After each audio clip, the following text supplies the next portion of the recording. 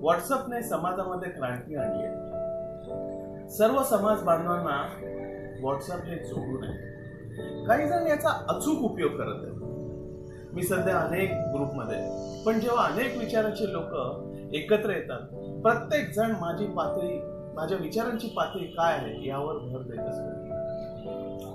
पण खरं तर ते ग्रुप ठरवणार असतात। जो विचार शेअर केल्यानंतर जीवनाची उंची वाढणार आहे, एकमेकाच्या आदराची भावना वाढणार आहे, जीवनाची समृद्धीकडे वाटचाल होणार आहे, अशा विचारांचे शेअरिंग व्हावे। आणि हे विचार लोकांनी दाद द्यायला हवे। पण ते तसं होत नसतं। मला काही विचार आवडला की सर्व ग्रुपमध्ये टाकून द्यायचे, आणि मग कोण दाद दिली नाही की आपल्याच डोक्यामध्ये विचार येत असतात, अरे माझ्या विचाराला कोणी लाईक दिलं नाही।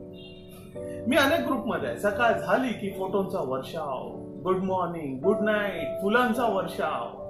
मला वाटत नाही याची गरज आहे, आवश्यकता आहे। ग्रुपमध्ये शेअरिंग कसे असावे? मोठ्यांचा आदर करणारा असावे, लहानांची कदर करणारा असावे।